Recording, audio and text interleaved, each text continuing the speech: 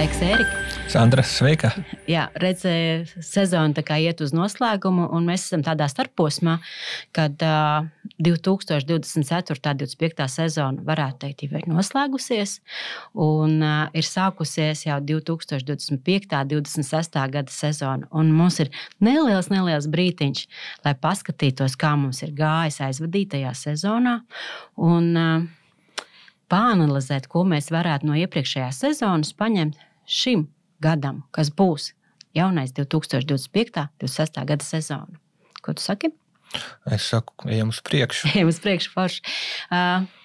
Es tev gribētu pastāstīt par saviem vērojumiem un par savām atziņām nelielām izmēģinājumā, kas notikās Skantagras kompetenču centrā 2024. gada, 25. gada sezonā par sējas termiņiem un izsējas normām ziemaskviešu sējumos. Man interesē viens, kā tev ienāca prātā izmēģināt sējas, izsējas normu un sējas termiņus? Ļoti labs jautājums. Par to mēs esam domājuši jau vairāk kārt, un šī kompetenču centra iespēja mums ļāva arī to realizēt. Es atceros, kaut kad studiju laikā bija lasījusi, kad jau 1930.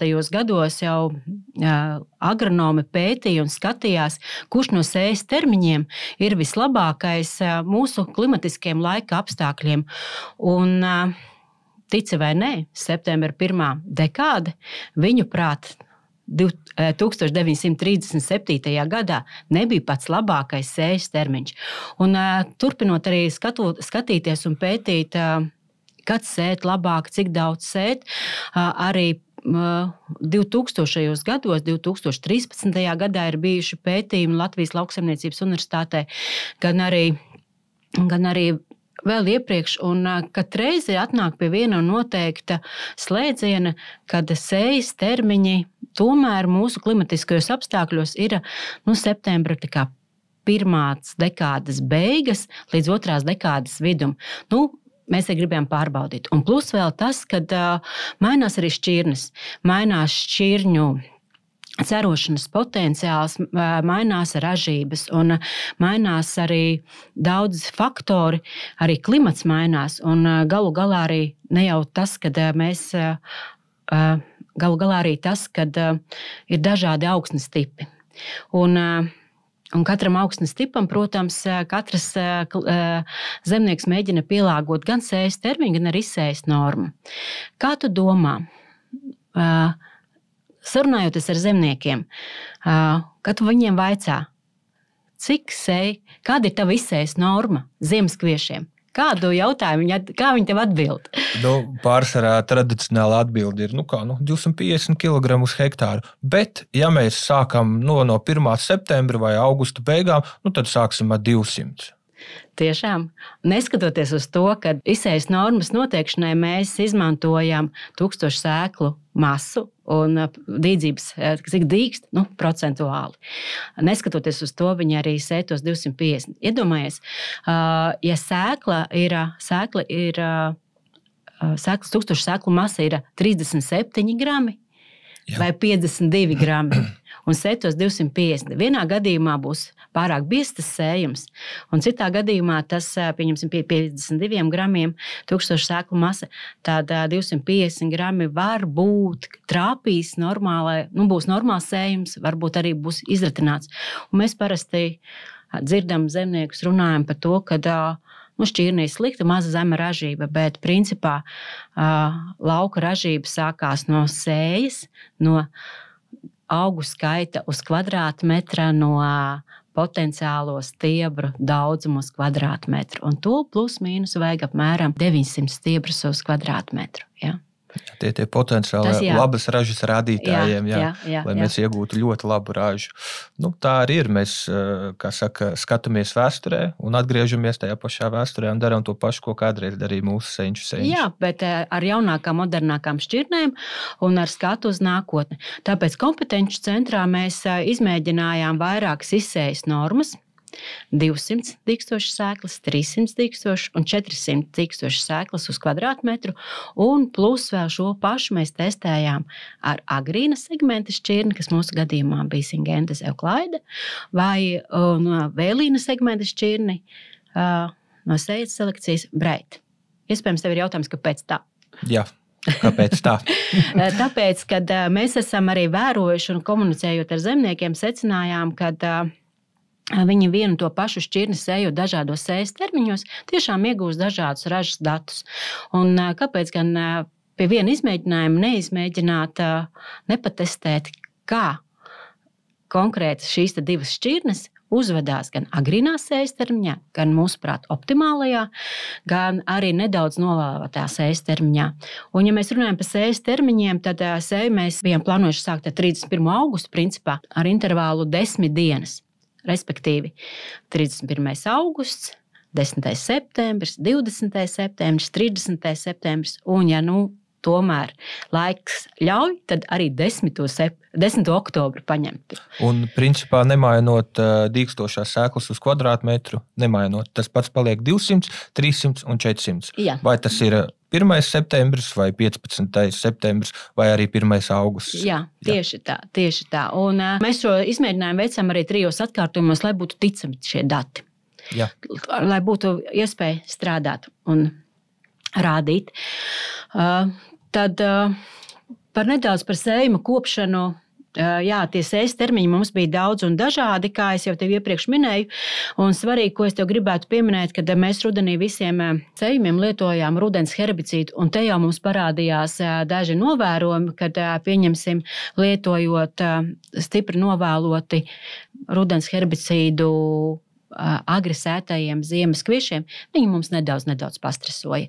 Bet mēs zinām, ka zemnieki ir apzinīgi un veic tos atbilstoši ieteikumiem līdz 2 lapu stadijai, tad tur tā problēma tā kā nerisinājās. Jā, mēs izmantojām mēslošanai pavasarī slāpekļa mēslojumu. Pilnā deva bija mums 160 slāpeklis tīrvielā, ko mēs sadalījām 3 daļās. Pirmā daļa mums bija 200 kg aksana, gāja atsākoties veģetācijas periodam, cerošanas sākumā, stibrošanas sākumā. Mēs to devu palielinājām līdz 300 kg aksana, un tad jūnija sākumā, 6. jūnijā, kad vārpa bija iznākusi lielākajai daļai, mēs veicam arī kvalitātes kaisījumu ar 100 kg aksana. Jā, mūsu izmēģinājumā arī tāds vadmotīvs bija visu nosaka laiks, un tu jau arī redzi, kad šajā lielajā kompetenci centra izmēģinājuma laukā mēs esam vienu šo sektoru nodalījuši tieši šim izmēģinājumam. Ja mēs skatāmies šo te lauku, jā, te ir bilde 22. Jūlijā, īsu brītiņu pirms novākšanas. Un tad redzam, kādi laukumiņi ir nedaudz krituši veldrē, kāds ir stāvs. Un tad es tev tā kā nedaudz mēģināšu pastāstīt, iedziļināties, kā mums gājas ar šo te izmēģinājumu. Izskatās skaisti, bet kā tu vērtē pagājušā gada ziemu? Viņa bija ļoti silta. Kā uzvedās kompetenci centrā augi? Labs jautājums. Un gribētu tev parādīt šo te lielo bildi, kas ir, kur viss lauks nofotografēts ir 22. oktobrī, un mēs jau no augšpuses redzam, kad agri sētos sējas termiņos mums augi ir attīstījušies spēcīgi un lieli, un jau ietonējās jau nedaudz dzeltenīga krāsa, kas norāda, kad augi ir patērējuši savas barības vielas un ka viņi jau ir pārauguši. Un, savukārt pēdējais sējas termiņš, kas ir 8. oktobris, tad mēs pat zelmeni īsti neredzam.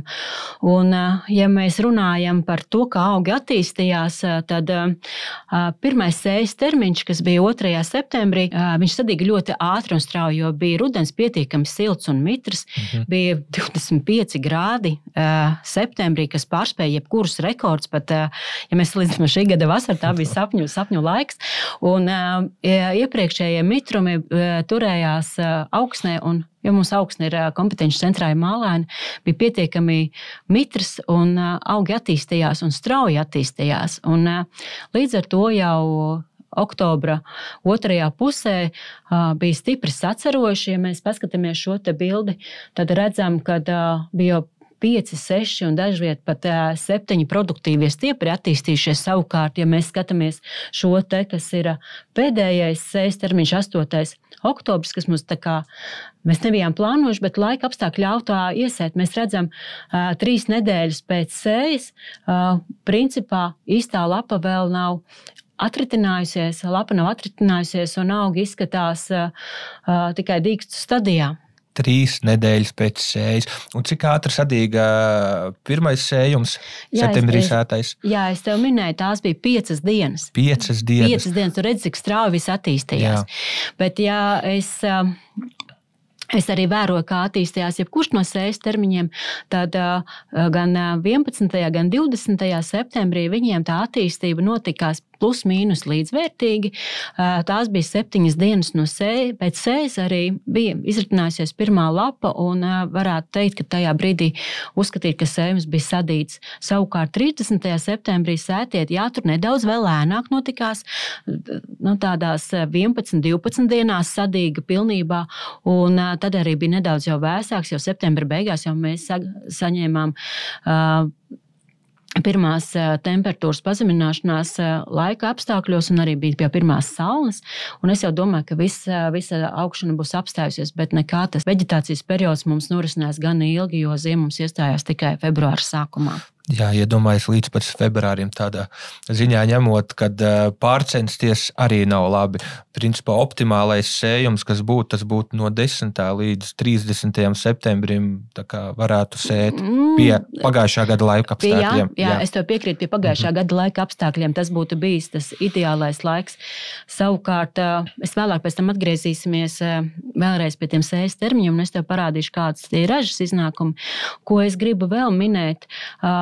Pie agrīnā sējas termiņa mums varbūt aizvadītajā sezonā nenācās piedzīvot, varbūt pat teiksim paldies Dievam, kad šādi te lieli sabiezējuši tie sējumi, kas ir biezi un trekni un lekni, ja pieņemsim uznāk laika apstākļi, kad uz nesasalušu augsni uzsnieg vismaz 20-25 centimetri biezs mīksts pūkains sniegs. Tas ir ļoti labvēlīgs arī sniega pelējuma attīstībai. Un tādam nokūstot, kas tur mums paliekās?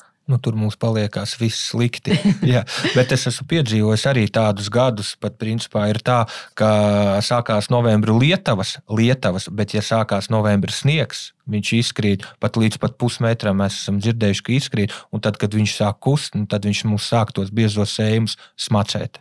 Tieši tā, tas arī veidojās, jo zem sniega segas ir pietiekami labvēlīgi laika apstākļi, lai attīstītos šis sniega pelējums, jo viņam nevajag augstas temperatūras, viņš pie 0+5 grādiem arī aug un attīsta savu sēņotni un bojā mums sējumu, un tādi sabiezināti agri sējumi pavasarī viņi, lūdz pēc papildus palīdzības no saimnieka puses, gan resursu ziņā, gan arī laika ziņā, gan arī liekas kreņķis mums veidojās. Jā, bet pārsvarā mūsu Latvijā visbiežākie atgadījumi sniega pelējumi tie ir Latgales reģions vai arī Vidzemes rietumi, austrumi. Es tev piekrītu arī, un te, ka mums atrodas kompetenci centrs, mēs esam Zemgales vidienē, mums laiku pa laikam ienāk saucamie līča sniegi, kas tev radars nerāda sniega mākoni, bet no līca izveidojās ļoti skaists sniega mākonis. Tas ir tās liels, ienāk iekšā un ļoti skaisti. Saule spīd, bet sniegs. Un šis, pūkainais sniegs it kā pasargā lauku no gaidāmā augstuma, bet tam ir arī tomēr arī negatīva ietekme, ja ir augsne tomēr nav sasalusi, tad mēs iegūstam arī šādus te bojājumus. Tad, ja mēs runājam, kā izskatās pēc ziemas, es parādīšu šo bildi tev. Šis ir pavasaris. Tas atsākoties veģetācijai, mēs redzam, kad agri sētajiem termiņiem, tomēr ir tie dzeltenīgie gaišie laukumi, kas ir izkrituši. Es viņus papētīju tā nedaudz tuvāk. Sniega pelējums nebija tas, kas viņus nedaudz pabojāja, bet augi vienkārši nespēja izbarot šo te lielo ceru, un daudzi stiebri aizgāja bojā, augi atmetās. Un pavasarī mēs apsekojām laukus gan ar kolēģiem, gan arī ar jāras pārstāvjiem. Tad mēs secinājām, ka ļoti daudz laika un enerģijas būtu jāvelta, lai sējumu, tā vienkāršā valodā runājot, uzfrišinātu tieši agrīnajam sējas termiņam, kas ir 2. septembra sējums, un arī 8. oktobra. Ja mēs runājam par 8. oktobru, viņš pēc ziemošanas izskatījās vienkārši ekscelenti, jo nebija bojāta neviena lapa. Tas garais rudens viņam ļāva arī nedaudz sacerot. Tur bija 1 vai 2 produktīvie stiebri, bet papildus tam vēlīniem sējumam būtu bijis jāiedod gan fosfors, lai papildus stiebrošanu mēs veicinātu, cerošanu veicinātu, gan arī veicināt arī sakņu sistēmas attīstību.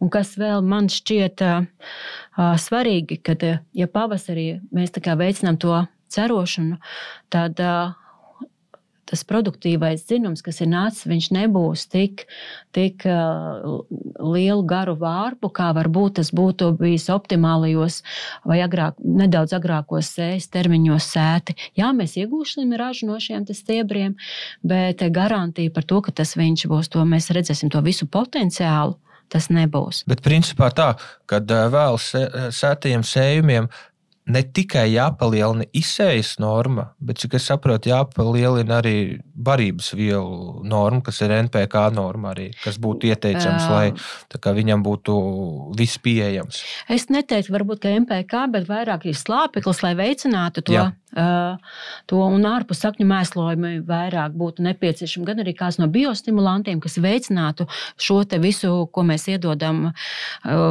mēslošanas līdzekļu izmantošanu.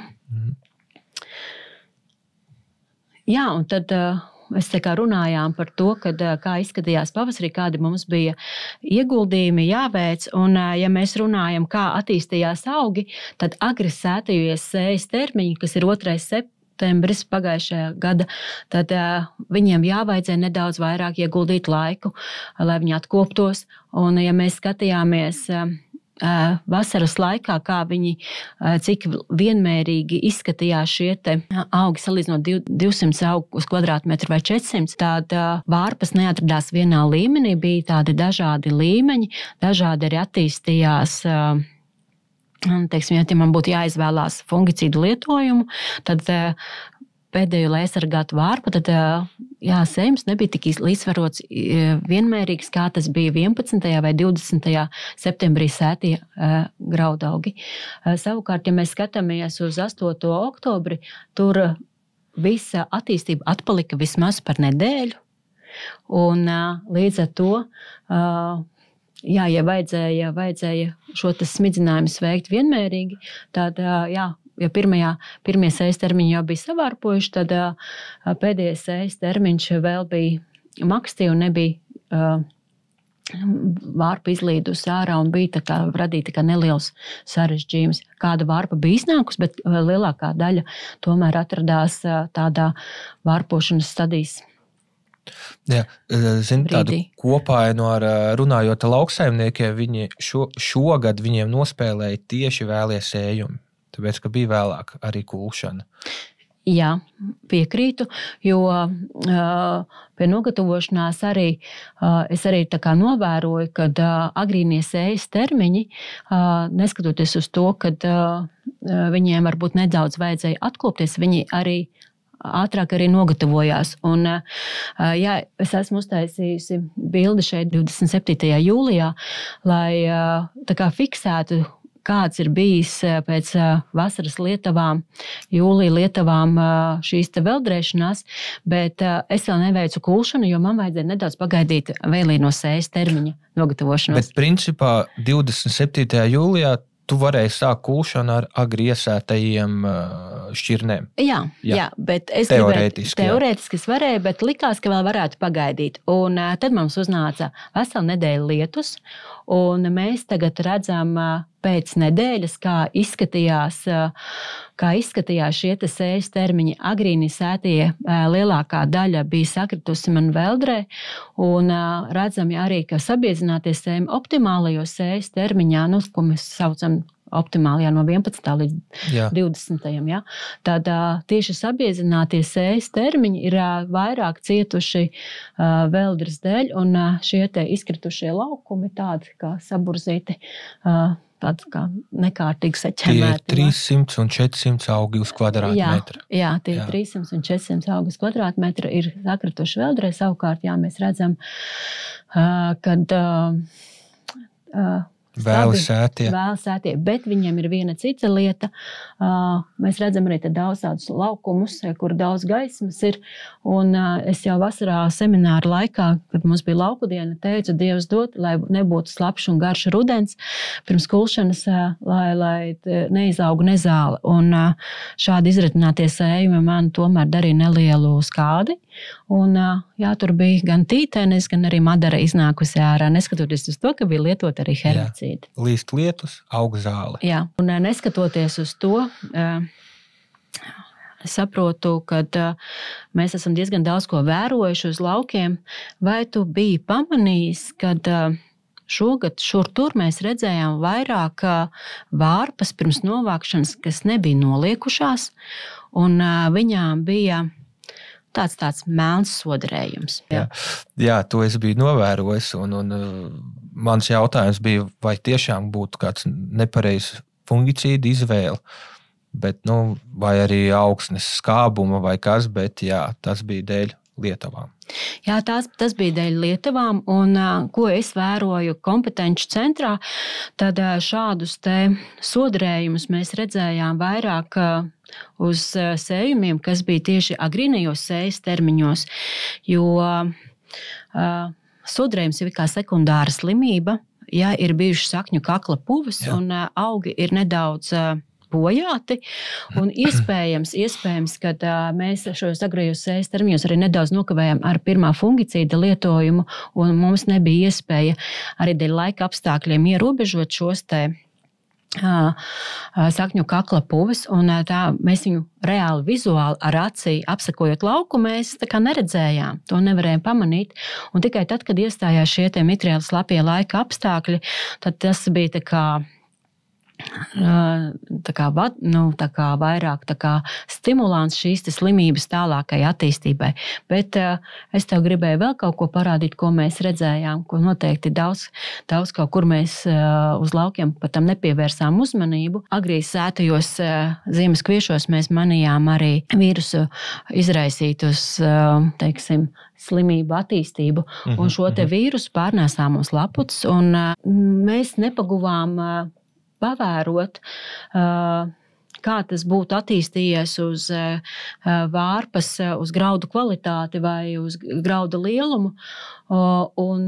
Bet savukārt, šos te mēs arī redzējām kompetenču centrā, kā es tev teicu, kad tieši šādi ļoti, ļoti daudz vārpas bija mums tieši ar sodarējumu un tieši agrīnajos sējas termiņos, kas liecina, ka augsnē tomēr ir liels skaits patogēnu, kas pie labvēlīgiem laika apstākļiem var inficēt augus un veicināt gan sakņu kakla puvu attīstību, gan arī vēlāk, kā redzam, arī melnā sodarēja attīstību. Ja mēs skatāmies, kas notiekās vārpā, tad izanalizējot tieši veselās ar melnā sodarējumu neskartās vārpas, tad redzam, ka graudi visi plus mīnus ir vienādi līdzsvaroti, varbūt kāds mazāks ir, tad šiem te melnā sodarējumu, jeb sakņu kakla puves bojātās vārpas, viņām ir krietni lielāks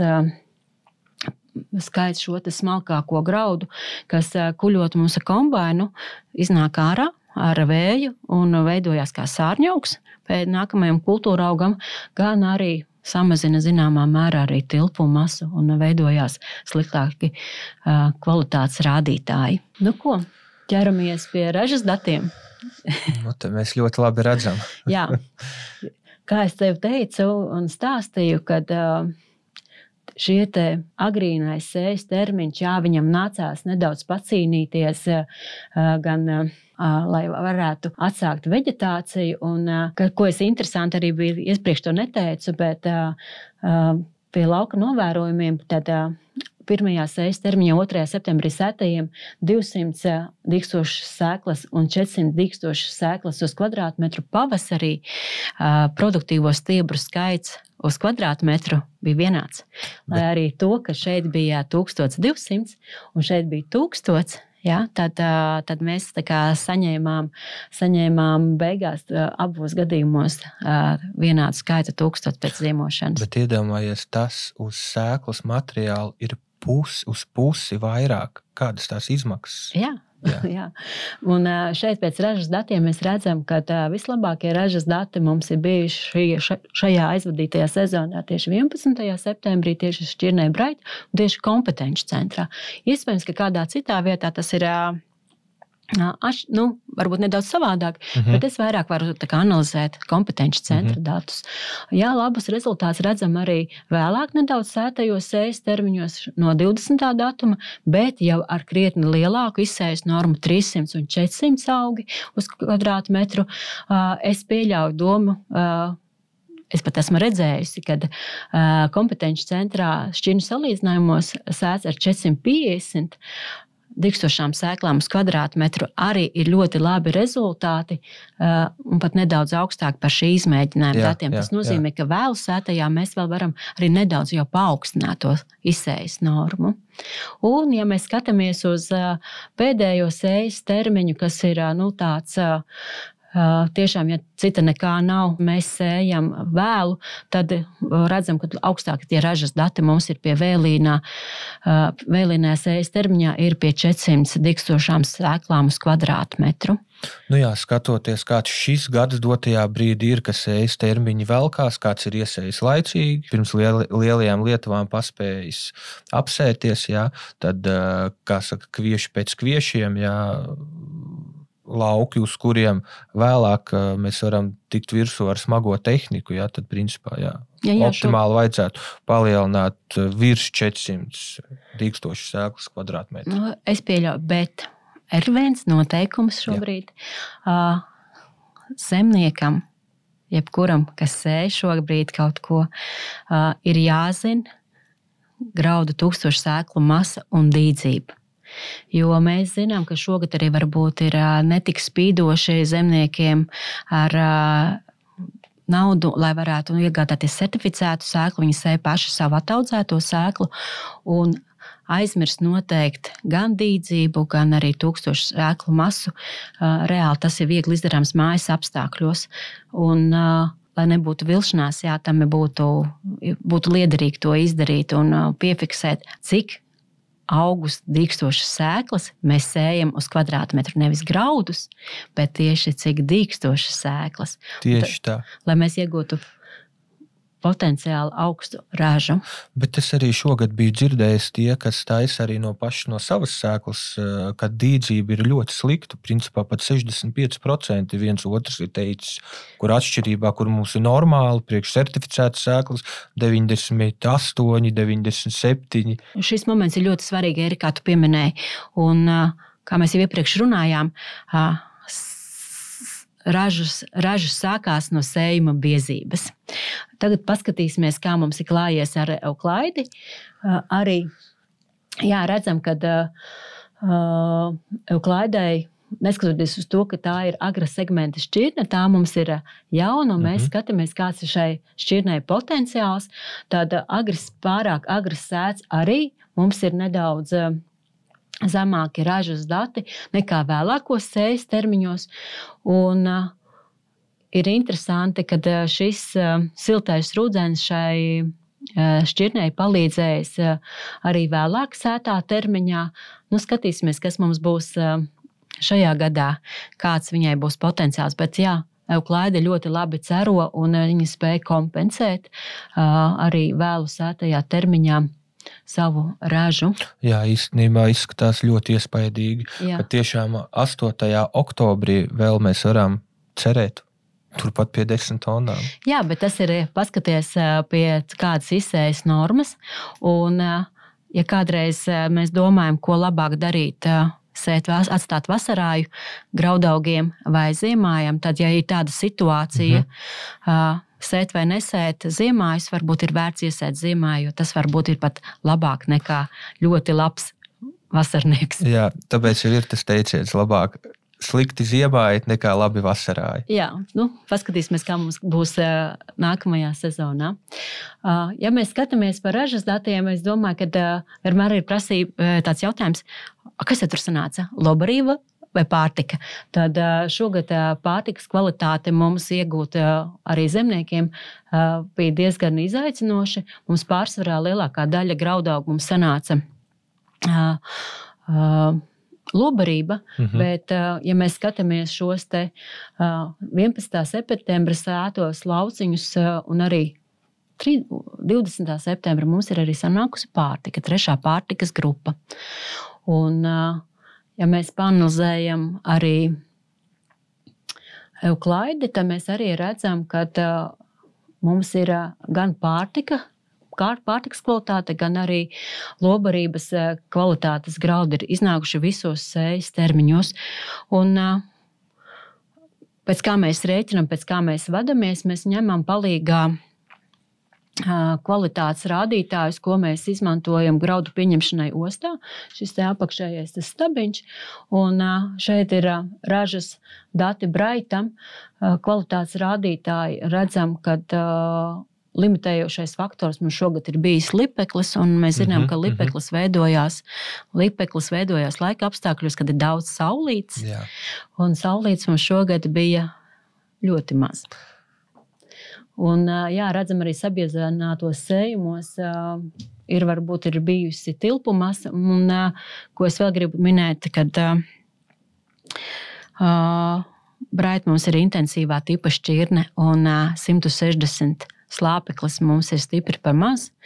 Un, jo it kā pēc normatīviem mums vajadzētu šādu daudzumu lietot pie ražām 8 un 10 tonnas, mums prasās nedaudz augstākas slāpekļa mēslojuma normas. Ārvērtēt, izvērtēt, un iespējams, ka tas arī būs risinājums paaugstināt kvalitātes rādītāju. Kā saka, šķirne ir prasīga, un viņa arī prasa, lai viņu palutina. Jā, tieši un tad tā. Viņa parādīs sevi no visas skaistākās puses. Jā, un tagad paskatīsimies, kādi kvalitātes rādītāji mums ir bijuši euklaidei, un redzam, ka arī euklaidei ir pietrūcis nedaudz priekš lipekļa, un saulīte bija pamaz, un arī intensīva tipa šķirne, un arī prasās nedaudz augstāks tas slāpekļa līmenis no manas puses, vai pieņemsim, kaut vai arī no saimniecības puses, strādāt ar pazeminātām slāpekļa devām. Mēs arī te nevarēsim, bet tas jau atkal ir cits stāsts. Ja mēs atgriežamies pie sarunas sākuma, uz tavu jautājumu, kāpēc mēs šos izmēģinājumus veicam, tad vēl joprojām kopsavilkumā atskatāmies arī uz vēstures datiem, kad iepriekš mums bija izsējas normas. Ieteicamās bija no 400 līdz 500 dikstošām sēklām uz kvadrātmetru. Redzam, ka agrīs sētajos sējas termiņos šīs izsējas normas neattaisnojās. Tur ir nepieciešams sēt samazinātu izsējas normu, ņemot vērā šķirnes cerošanās potenciālu, augsnes stāvokli, mitrumu, augsnes mitrumu, gan arī augsnes mehānisko sastāvu, gan arī to, ar kādu augsnes apstrādes veidu zemnieks nodarbojās, vai tā ir minimālā, vai tā ir aršana. Kā arī pavērot, kāds šis ir šķirnes cerošanās potenciāls, vai viņa cero vienreiz rudenī, vai viņai ir tendence arī piecerot pavasarī, vai tā ir viena šķirnes vārpa, kas veido to savu ceru vairāk rudens pusē, vai tā ir kompensējošā tipa, kas piecero kas parasti ir šķirņu aprakstā, izlasīt rūpīgi šķirņu aprakstu, kā arī pavērot klimatiskos apstākļus, kādi mums ir, tagad mēs sējam, plānojam sējas laiku, jo pie siltiem rudeņiem, kādi mums bijuši aizvadītie 5 gadi, tad agresētajos sējas termiņos mums attīstās šīs vīrusu slimības, kas tā kā arī ietekmē savā ziņā arī gan ražas graudu kvalitāti, gan arī sējuma veselīgumu. Un, protams, arī par to, cik ir augi uz kvadrātmetru, produktīvo vārpu skaits uz kvadrātmetru. Un, jo to ir vairāk, jo mums ir sabiezinātāks sējums, viņš ir slimīgāks, vairāk jālieto barības vielas, lielāks risks uz veldrēšanos, un gala rezultātā mums arī veidojās šie sīkie, smalkie graudiņi. Jā, tieši tā, precīzi. Principā sākam no 200 augiem uz kvadrātmetru un ejam oktobrī līdz 500 un izvēlamies, protams, šķirnes. Jā, un ja tiešām citas iespējas nav, tad ir jāsētē oktobrī, bet kā mēs redzējām, kad viskaistāk, vislabākās ražas mums ir tieši septembra 2. dekāda līdz 2. dekādas vidum. Tāpēc ilgtermiņa izmēģinājumiem vai novērojumiem, jo mēs redzam, ka ražas potenciāli samazinās. Šis izmēģinājums, šis vērojumu bloks arī šogad ir iesēts, un pirmais sējas termiņš mums ir bijis 1. septembrī, un ir iespēja tam visam sekot līdzi un braukt uz lauku skatīties. Kompetenci centrs ir atvērts 24/7, kā es vienmēr saku, bet ja tev interesē kaut kas vairāk, tad šeit var pieteikties un braukt kopā ar savu tirzniecības pārstāvi vai uzmeklēt mani, un mēs kaut ko vairāk arī pastāstīsim. Jā. Tātad šeit mēs piesakamies un braucam skatāmies. Cik dienās tev šogad sadīga pirmie sētie? Pirmais sējas termiņš man sadīga nedēļā, un es gaidu, kad 10. septembra sējas termiņš man izritinās lapu. Dīkstus esmu jau redzējusi, un braukšu skatīties, vai ir jau izdīts. Super. Un rīt mēs sējam iekšā jau 3. sējas termiņu. Būs interesanti. Jā.